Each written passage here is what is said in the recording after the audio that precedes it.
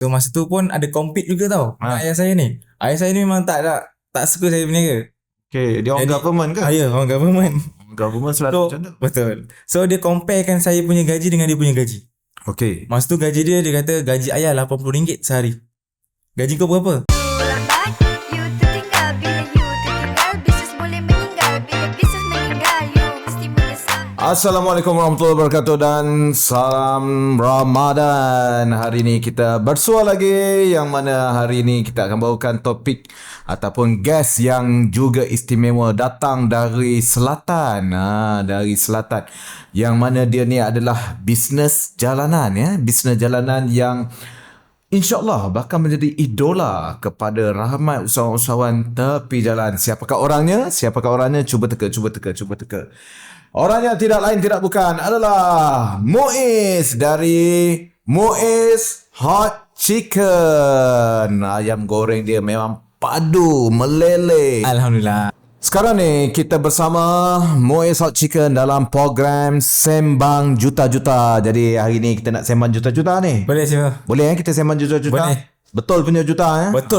Jangan sembang je lebih, sembang terbang. Tapi ini adalah reality juta-juta, walaupun dari peniaga asalnya jalanan. Sembang juta-juta tak ada masalah, walaupun hari ni kita tak capai lagi, tapi insyaAllah bila kita berimpian sembang juta-juta, kita akan capai juta-juta. Dan hari ni kita bawakan orang yang memang dah capai juta-juta dengan cerita rumah baru dia akan masuk tak lama lagi ni. Okay Muiz, nak tanyalah Muiz. So sepanjang dengan Sifubat ni almost 1 tahun lah kan. Jadi apa ilmu-ilmu ataupun strategi ataupun idea ataupun guideline sebagai seorang founder yang Muiz dapat? Okay, apa yang saya dapat Sifu dalam kelas Sifu ni adalah saya dapat clarity Sifu. Okay. Clarity yang mana Sifu bagi saya guideline macam mana kita nak buat marketing kita, cara kita handle staff kita, cara kita nak buat branding kita, marketing kita. So benda tu yang saya dapat dekat Sifu. Dan yang paling best bila Sifu ada buat macam contoh kelas Sifu ni sekarang adalah boleh bawa team. So benda tu lebih mudahkan saya bila team sendiri yang masuk join kelas Sifu, bila saya datang dekat dia orang just tinggal jalankan saja.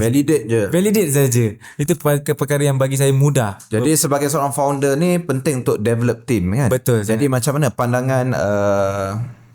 pandangan Muiz terhadap bila dapat ilmu ataupun guideline dari Sifubat ni, macam mana impact kepada team? Sangat memberi impact Sifu bila kata dia dah ada planning dia, yang mana kuarter pertama, kuarter kedua sampai kuarter keempat dia dah ada planning dia, tarikh dia untuk di setting marketing, program apa-apa yang dia nak buat. So benda tu dah ada dijadualkan dah. Sangat-sangat mudah Sifu. Dari segi financial pula macam mana? So untuk contoh dalam Sifubat ni saya banyak menekankan founder supaya menjaga cash flow, menjaga duit. Jadi apa yang Muiz dapat? Itu perkara yang betul apa saya dapat adalah Sifu tekankan tentang cash flow apa semua. Kita dapat jugalah mengurangkan sedikit cost dan meningkatkan margin sedikit, dan kita banyaklah save tentang baru-baru ni saya jumpa Sifu untuk buka restoran, yang mana saya tunjukkan Sifu tentang apa tu cost dia, dan Sifu reject, dan Sifu kata kalau boleh cari yang lebih kurang murah lagi. Betul dapat Sifu. Benda tak mustahil untuk dapat. So kenapa costing kan? Benda boleh dapat, kenapa kita nak bayar lebih? Okay. Itu yang saya dapat belajar satu benda. Lagi dari segi branding macam mana? Untuk branding, sebagai seorang founder, apa yang dapat tentang branding dengan ilmu-ilmu founder dari Sifubat? Okay, untuk branding pula Sifu, apa yang saya dapat adalah macam mana kita nak buatkan brand kita ni menjadi trust orang. Sifu banyak sangat jagakan benda tu untuk saya. So bila benda tu saya flow ikut je apa yang Sifu buat, alhamdulillah branding Muiz Hot Chicken sekarang ni semakin dikenali Sifu. Dan kenaikan bisnes tu naik berapa persen? Saya boleh rasakan lebih kurang dalam 50% Sifu naik. 50% naik bisnesnya. Okay. Mungkin satu ayat lah, peniaga jalanan kena belajar ilmu-ilmu founder ni. Betul. Setiap peniaga bagi saya yang mana berniaga, bekerja ataupun mana-mana yang sedang tengah buat bisnes ni, memang kena belajar. Point dia adalah satu, belajar. Sebab apa? Kalau kita tak belajar, kita tak berguru, memang kita macam umpama kita tak ada hala tuju. Umpama kita nak pergi, kalau kita gunakan Waze, kita tahu hala tuju kita, dan guru ni adalah macam Waze. Dia menunjukkan jalan yang cepat. Itu bagi saya kena ada ilmu. Okey, terima kasih Muiz. Okey. Jadi Muiz, kita nak tanyalah. So, niaga tepi jalan kan. Biasa orang niaga tepi jalan. Saya pun pernah jual ayam goreng juga. Ya. Yeah. Waktu saya umur 18, 19. Tapi sebagai kulit lah, ikut orang. Niaga di Pasar Malang. Jual ayam goreng dekat Expo, dekat tempat yang ramai orang. Saya goreng ayam. Dan saya tahulah cara buatnya. Telur lagi. Betul. Lagi apa yang lupa dah lama dah. Rendam air. Rendam air. Dia punya tepung tu. Tapi tepung Muiz Hot Chicken dia buat sendirilah kan. Betul. Yang saya beli tepung khas. Jadi niaga tepi jalan ni, saya tahulah dari pengalaman saya, bolehlah macam satu hari paling tinggi dapat 1,000. Banyak lah siapa. 1,000. Maksudnya saya jual dulu power lah kot. Power. 1,500 hingga 1,000 tu biasalah. Power. Tapi kita bukan hari-hari jual.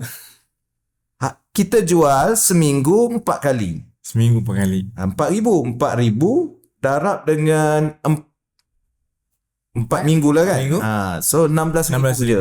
So 16,000, 20,000. Untung-untung tolak-tolak mungkin untung 5-6,000 saja.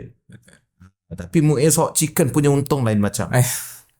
Macam mana niaga pasar malam tepi jalan tapi menjadi satu bisnes yang besar. So cerita bagaimana bermulanya Muiz Hot Chicken. Okay, bermulanya Muiz Hot Chicken dulu Sifu. Saya 2013 Sifu. So alhamdulillah tahun ni dah tahun ke-11. Oh, okay, dah lama dah. 2013 tu selepas saya habis tamat pengajian tingkatan 6. Okay. Time tu saya mula-mula berniaga tu sebab suka-suka je isi masa lapang. Jadi niaga ayam goreng terus lah. Bekerja dengan makcik saya. Oh, jual ayam goreng. Makcik saya kan bekerja je kuli tu. Jadi masa tu saya bekerja dengan dia. Sehari jualan dia boleh dapat dalam 200-300. Oh, 200-300 maksudnya saya dulu lagi Saya pun lagi power.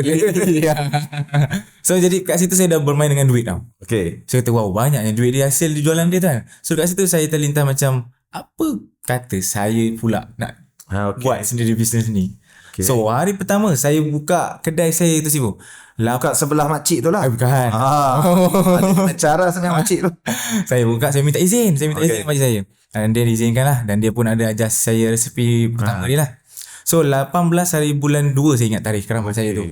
2013.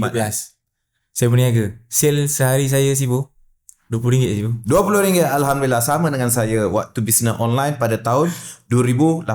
RM30 sehari. Tapi income pertama tu lah yang paling kita ingat. Betul. Sale kita sehari RM20 tu. Itu yang paling kita ingat. Lepas tu? Kat situlah saya sabar, tahan. Tapi menjadikan titik point saya kenapa saya bertahan untuk berniaga tu Sibu sebab alhamdulillah lah. Sebab saya ni anak yang nombor 3. Okay. Dikira anak yang degil juga tu. Anak nombor 2 paling degil lah. Jadi ayah saya kata, buat apa nak berniaga? Okay. Baik kerja dengan makcik, gaji kau RM20. RM30 masa tu gaji saya. Kalau kau buka kedai sendiri. Oh, RM30 gaji gaji RM30. RM10 je dapat dulu. Sale saya RM20. Berapa gaji kau? Kat situ ayah macam dia setuju lah. Kat situ saya ambil pembakar semangat tu. Okay. Saya nak buktikan dia. Okay. Jadi bila dah buktikan tu, alhamdulillah. Bukti tu macam mana? Memula RM20, lepas tu naik berapa? Naiklah kepada sale saya dapat dalam 100, 200. Okay. So masa tu pun ada compete juga tau. Ayah saya ni. Ayah saya ni memang tak suka saya berniaga. Okay, dia orang government ke? Ya, orang government. Government selalu macam tu. Betul. So dia comparekan saya punya gaji dengan dia punya gaji. Okay. Masa tu gaji dia kata gaji ayah RM80 sehari. Gaji kau berapa? Wah, saya pun act sikit. Tipu. Ada agak sale berapa je. Gaji mungkin dalam RM20-30. Saya kata gaji saya RM50. Tapi still dia kata tak cukup. Ayah gaji sebulan hujan panas ribut dapat gaji. Kau cuti sakit hujan ribut tak ada gaji. Tak ada gaji. Itu membuatkan saya. Dia sengaja ke sebenarnya memang dia rasa macam tu? Saya ambil benda yang positif adalah sebenarnya ayah bakar semangat saya. Ayah bakar lain je sebenarnya. Ayah bakar lain. Ayah bakar semangat saya tu. Ada bakar semangat tu. Betul. Lepas tu jadikan cerita dia tu, saya nak berkembang tu bisnes tu. Kalau mula modal saya berniaga tu Sibu, RM800 je Sibu. Okay. Saya sediakan periuk nasi. Masak menggunakan periuk nasi. Di fryer. Oh sama lah macam saya dulu. Pakai periuk nasi je. Bila pakai periuk nasi tu, ayam Minyak dia penuh. minyak. Jadi bila ayam masak banyak tu, dia minyak tu tak berapa nak fully panas. Okay. Ayam ada yang tak masak dalam, kena komplain. Okay. Dekat situlah saya turunkan ego saya, rendahkan apa tu? Ego saya tu, saya nak pinjam duit. Nak beli deep fryer. Dengan ayah ha. Dengan ayam memang tak dapat masa tu. Malah tu. So saya pinjam mak saya. Okay. Saya merayu kat dia. Harga masa tu 2,000 sibu. Oh, fryer Lebih mahal daripada stall yang saya set up. RM800 dengan deep fryer tu. Deep fryer tu 2,000. Jadi masa tu Kenapa nak berubah kepada fryer tu? quality. Quality. Bagi saya Komplain tadi lah. ya. Quality. Jadi bila gunakan deep fryer tu ayam tu lebih masak, lebih sedap lah. Jadi saya pinjam duit mak saya tu 2,000 dengan alasan dia sama-sama belajar. Tapi saya pun tipu sunat sih. Oh. Saya kata, saya janji saya berniaga ni dalam 2 bulan sambung dapat panggilan belajar, saya belajar. Okay. Tapi padahal saya tak nak. Jadi alhamdulillah lepas saya upgrade benda tu sifu, jualan meningkat. Jualan meningkat dari kualiti. Yes. Kualiti yang dijaga tu meningkat. Orang rasa sedap ayam tu. Dekat situlah. Sama ke dengan fryer sekarang yang stall-stall? Sama sekarang. Sama. Jadi itulah ceritanya. Dan lepas tu macam mana boleh jadi satu bisnes yang besar? Yang mana sekarang ni dekat Muar sendiri ada berapa kedai, a lot office yang diambil. Oh, kalau lot kedai tu alhamdulillah pada tahun 2024 ni kita dah ada 11 lot.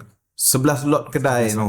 Dia punya office tu saya pergi itu memang besar gila Memang besar gila. Memang staffnya berapa orang sekarang ni? Ada 65 orang. 65 orang. Alhamdulillah, luar biasa. Macam rasanya nak minta kerja pula kat sana kan. Okay, so itulah perjalanan itulah perjalanan dari Muiz Hot Chicken, bagaimana dia bermula. Tapi waktu bermula tu sampai sekarang mesti ada cabaran-cabaran yang sangat besar sebagai peniaga jalanan. Of course. Contohnya kalau saya dulu bila hujan susah nak buka. Kemudian bila tempat tu tak ramai orang, kita punya produk tu apa orang kata? Jadi wastage lah. Jadi wastage kan. Jadi macam mana? Apa cabaran terbesar lah semasa buka stall tu? Mungkin cabaran pada level tersebut. Kemudian bila dah naik, apa cabarannya lagi?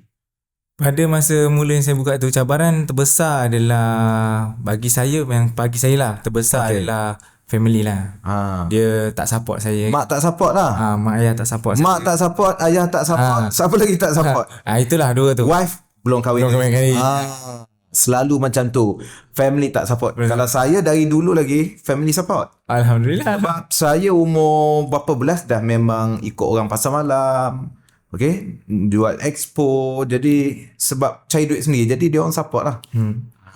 Jadi kenapa dia orang tak support ni? Sebab dia orang harapkan saya. Sebab saya ni dipanggil macam contoh akak kerja dia kerja pegawai bank, abang sebagai kerja kerajaan, sebagai anggota polis.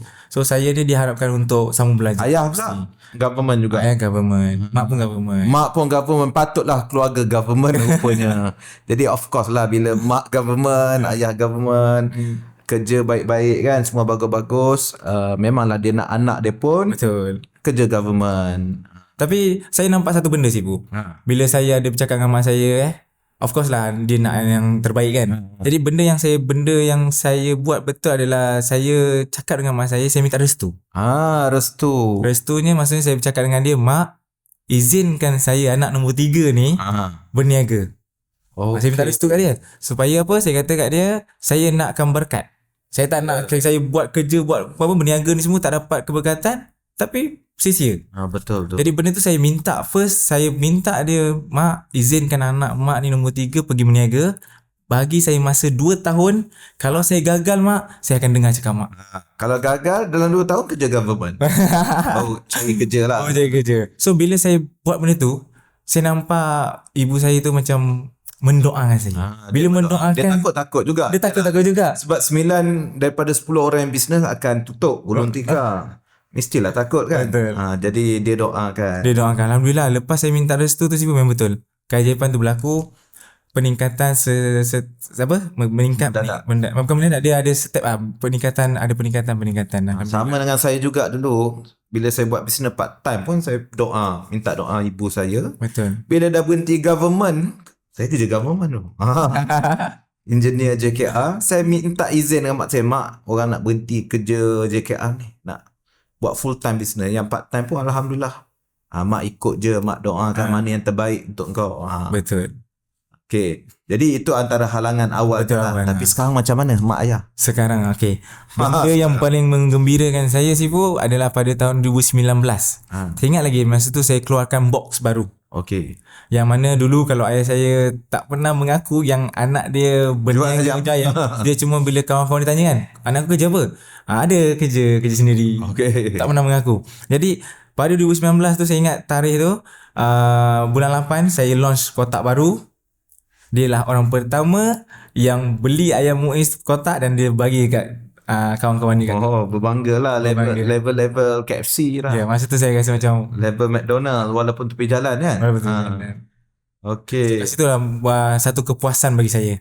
Okey. Dan alhamdulillah hari ni dia dua orang adalah sangat-sangat supporter saya lah. Supporter baru ni bawa dia orang pergi umrah kan. Haji. Saya Umrah baru ni. Tahun lepas haji. Tahun lepas dapat hantar ibu bapa pergi haji.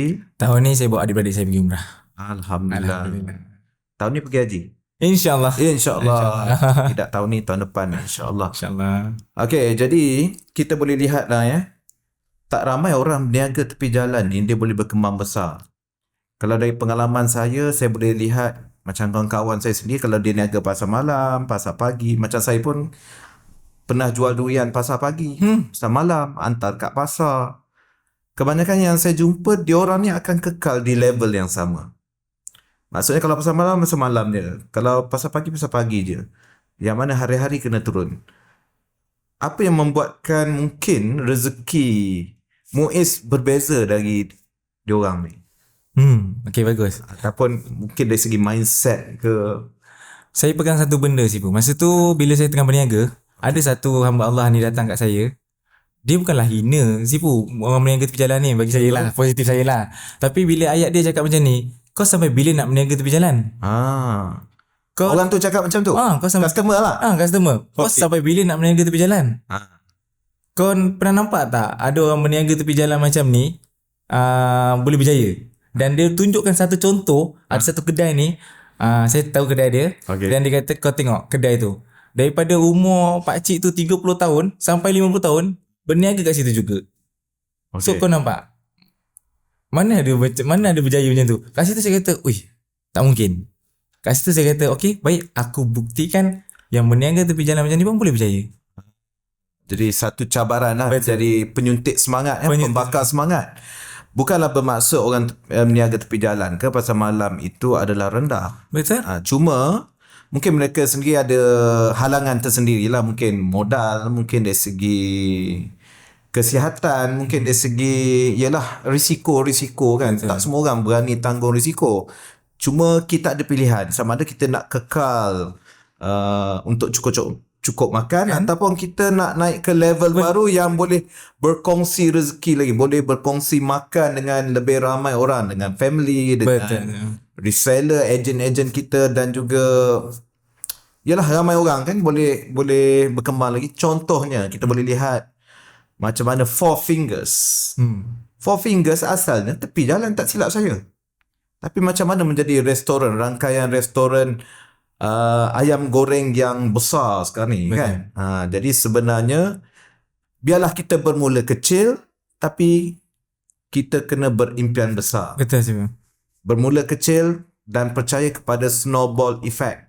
Lama-lama akan besar juga. Betul. Tapi kalau kita fikir tak apalah, selagi kita boleh macam ni lah, selagi boleh jual tepi jalan, jual lah tepi jalan. Betul tak? Betul. Sama juga dengan ejen-ejen Muiz Hot Chicken sendiri yang jual stall tepi jalan ni. Hari ni dia ada satu stall. Betul? Contohnya yang ada satu stall tu lepas dia naik Of course. Kita dia tambah stall ke betul. macam mana? Kita akan upgrade dah. Of course saya pun pernah cakap kat dia orang, takkan you nak ada di sama level. So apa yang dia kena upgrade adalah cara dia untuk handle people. Okay. And then bila dia dah pandai cara handle people tu, of course dia akan tambah outlet, tambah kios. Jadi satu agent tu ada berapa outlet yang paling tinggi? Paling tinggi dia ada 5 outlet. yang dia dah tak handle dan semua adalah under staff dia. InsyaAllah coming soon dia buka restoran pula. InsyaAllah. Tapi kita kena tunggu HQ buka restorannya dulu. Betul, insyaAllah. So dengar cerita HQ akan buka restoran Muiz Hot Chicken. Betul Sifu. Bila tu? InsyaAllah lepas raya. Lepas raya ada tarikhnya? Ada. Dijangka pertengahan hujung? Dia jangka pertengahan raya, insyaAllah. Pertengahan raya. Kalau pertengahan raya tu insyaAllah sempat nyinggah tu. Sempat nyinggah tu. Sempat potong ayam. Potong ribbon Sifu. Bukan ribbon, tukar potong ayam. Potong ayam. Okay, jadi kenapa selepas dah 11 tahun ni baru nak buka outlet, baru nak buka kedai lah, restoran? Ada inspirasi tertentu ke? Ada keberanian baru ke? Macam mana? Of course ada keberanian baru kerana kita nampak kita nampak kita punya rakyat Malaysia juga sekarang ni tengah apa? Tengah down. Tengah boycott. Tengah boycott. So dia tak dapat nak makan kan. So saya jadi sebagai owner Muiz Hot Chicken ni rasa bersalah sih Bu. Saya rasa bersalah bila saya tak kembangkan bisnes saya ni untuk memberi kepada rakyat Malaysia sendiri. Okay. Kat situ memberi inspirasi saya untuk buka restoran dan insyaAllah akan buka lebih banyak lagi. Jadi yalah, bila buka restoran ni risikonya besar, kosnya besar lagi. Yalah, dia punya apa lagi, nak sustain tu bukan mudah juga. Jadi macam mana dapat keberanian tersebut? Adakah dari kawan-kawan ke? Of course lah, daripada circle Sifu juga, yang mana saya berjumpa dengan sahabat kita yang Sifu selalu sebutkan, Nascan Coffee. Tu menjadikan satu inspirasi saya. Okay. Abang Nascan Coffee kan. So dia buka cawangan banyak semua. So jadi banyak tanya dia juga lah. Banyak of course. Jadi penting ada circle tu. Sangat penting. Contohnya dalam circle ni ada yang ada 9 outlet. Contohnya ada restoran dia 35 outlet macam Nascan Coffee kan. Jadi sebenarnya kita boleh kurangkan risiko tu dengan belajar dari orang yang dah melaluinya. Betul. Orang yang dah dah turun naik dengan bisnes yang berkonsep brick and mortar. Brick and mortar ni antara paling bahaya sebenarnya, sebab duit kita habis dekat brick and mortar tu. Antara yang penting kita kena calculate berapa cepat break even, nak dapat balik modal untuk cover cost renovation. Betul tak? Betul. Dan kita kena ada unjuran sale 1 tahun macam mana, plan marketing macam mana. So macam mana, dah disediakan semua tu? Yes, Plan marketingnya, plan brand awarenessnya. of course sudah. Sifu pun dah banyak ajar dan dah siap bagi pamphlet semua. Okay. Kita just ikut je. Ikut saja. So dah sedia lah ya. Sedia, alhamdulillah. Jadi sekarang ni macam mana kebangkitan Muiz Hot Chicken? Itu saya nampak dia punya result berapa masa mula-mula tahun lepas tu. Jualan kita. Jualan kita tahun lepas, alhamdulillah. Masa jumpa saya tu rasanya 1 juta. Menurun 1 juta lebih sebulan dah. Okay. So sekarang ni alhamdulillah sekarang ni dah 2.8 juta sebulan. 2.8. Alhamdulillah. So tahun lepas capai berapa? Tahun lepas kita capai 19 juta. Okay, insyaAllah tahun ni kita nak break 30 juta insyaAllah. 30 juta insyaAllah. So kenaikan tu, apa rahsia kenaikan tu? Adakah disebabkan boycott? Of course. Salah satu boycott. Ambil peluang lah kan? Kita ambil peluang. Dan keduanya kita menjaga kualiti kita. Kualiti. Okay. So kualiti tu macam mana? Disebabkan stall ada banyak. So macam mana nak jaga kualiti bagi setiap stall yang ada dekat Malaysia ni? Kita first semua bahan mentah memang daripada kita sendiri. Okay. So benda tu dah sangat mudah. So hantar setiap hari ke macam mana? Kita akan hantar setiap hari kepada agent semua. hub distribution dia Ada, kita ada. Okay. So benda tu dah mudah dah. Dah minit semua dah siap, tinggal nak menggoreng saja. Itu step yang akhir. Okay. Bila step akhir ni saya selalu pesan dekat ejen saya, give the more value. Okay. Because customer akan nakkan satu benda yang value lah, yang yang membuatkan dia rasa puas. Okay. Jadi kat situ lah kena ada letak ikhlas tadi tu saya kata. Barulah bila Ikhlas tu kena ada kan. ikhlas tu ada. Maksudnya ikhlas.